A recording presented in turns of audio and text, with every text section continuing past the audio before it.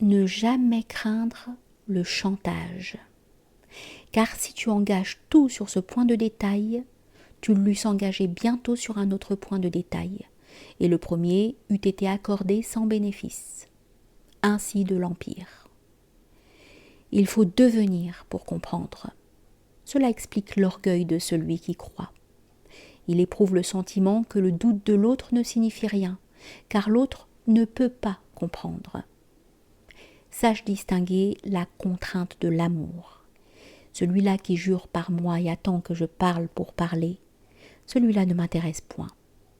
Car je vais cherchant ma lumière parmi les hommes. Chanter en chœur est une chose, mais autre chose est de fonder le chant. Et qui collabore dans la création? Car encore ce dilemme qu'il s'agit de lever. Il n'est de création que si tous collaborent et cherchent. Il n'est de création que quand le tronc de l'arbre est noué par l'amour. Mais il ne s'agit point de la soumission de chacun à tous, bien au contraire, mais de la direction du courant de sève, lequel établit les branchages comme un temple dans le ciel. Ici la même erreur que celle des logiciens qui remarquent le plan dans l'objet créé et croient que la création est née de lui quand c'est par le plan qu'elle s'exprime. Alors que le plan est visage montré. Il s'agit de la soumission non de chacun à tous, mais de chacun à l'œuvre, et chacun force les autres de grandir, peut-être même par l'acte de s'opposer.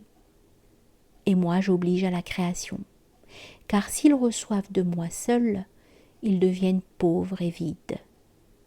Mais c'est moi qui reçois d'eux tous. Et les voilà ainsi grandis de posséder comme expression ce moi qu'ils ont tellement grandi d'abord. Et de même que je prends dans les bras leurs agneaux, leurs chèvres, leurs graines, et jusqu'au mur de leur demeure pour les faire miens et les leur rendre, devenus dons de mon amour, de même les basiliques qu'ils fondent. Mais de même que la liberté n'est point la licence, ainsi l'ordre n'est point absence de liberté. Je reviendrai sur la liberté. J'écrirai un hymne au silence.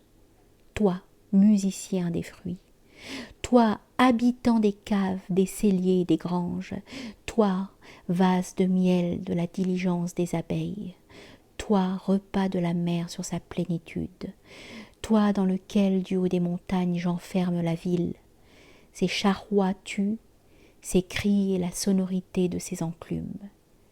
Déjà toutes ces choses dans le vase du soir sont suspendues, vigilance de Dieu sur notre fièvre, manteau de Dieu sur l'agitation des hommes. Silence des femmes qui ne sont plus que chair où mûrit le fruit. Silence des femmes sous la réserve de leur sein lourd. Silence des femmes qui est silence de toutes les vanités du jour et de la vie qui est gerbe de jour. Silence des femmes qui est sanctuaire et perpétuellement. Silence où se joue vers demain la seule course qui aille quelque part. Elle entend l'enfant qui lui craque au ventre. Silence dépositaire où j'ai tout enfermé de mon honneur et de mon sang. Silence de l'homme qui s'accoude et qui réfléchit et reçoit désormais sans dépense et fabrique le suc des pensées. Silence qui lui permet de connaître et qui lui permet d'ignorer, car il est bon quelquefois qu'il ignore. Silence qui est refus des vers, des parasites et des herbes contraires. Silence qui te protège dans le déroulement de tes pensées. Silence des pensées elles-mêmes, repos des abeilles, car le miel est fait et ne doit plus être que trésor enfoui et qui mûrit. Silence des pensées qui préparent leurs ailes, car il est mauvais que tu t'agites dans ton esprit ou dans ton cœur. Silence du cœur, silence des sens, silence des mots intérieurs, car il est bon que tu retrouves Dieu qui est silence dans l'éternel. Tout étant dit, tout ayant été dit, tout ayant été fait, silence de Dieu comme le sommeil du berger, car il n'est point de sommeil plus doux, malgré que semblent menacer les agneaux des brebis, quand il n'est plus ni berger ni troupeau, car qui saurait les distinguer l'un de l'autre sous les étoiles quand tout est sommeil, quand tout est sommeil de laine. Ah, ô Seigneur, qu'un jour, engrangeant votre création, vous ouvriez ce grand portail à la race bavarde des hommes et les rangiez dans l'étable éternelle, quand les temps seront révolus, et enleviez, comme on guérit des maladies, leur sens à nos questions.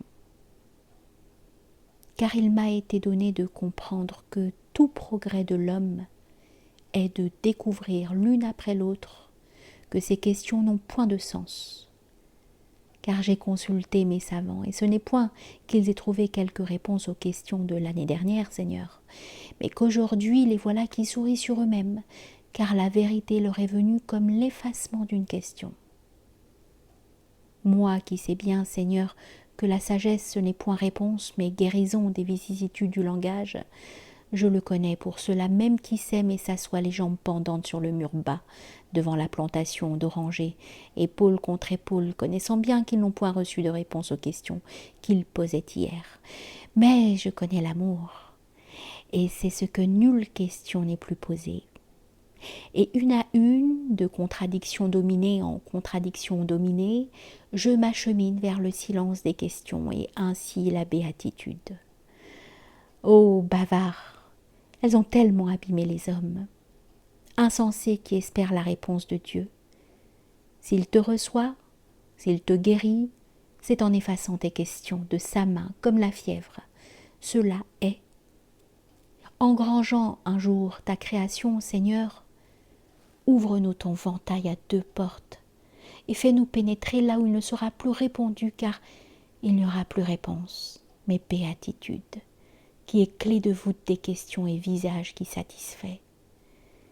Et celui-là découvrira l'étendue d'eau douce, plus vaste que l'étendue des mers, et qu'il avait bien deviné à entendre le chant des fontaines, quand, les jambes pendantes, il s'asseyait contre elles, qui cependant n'étaient que gazelles, forcées à la course, et respirant un peu contre son cœur. Silence, port du navire, silence en Dieu, port de tous les navires.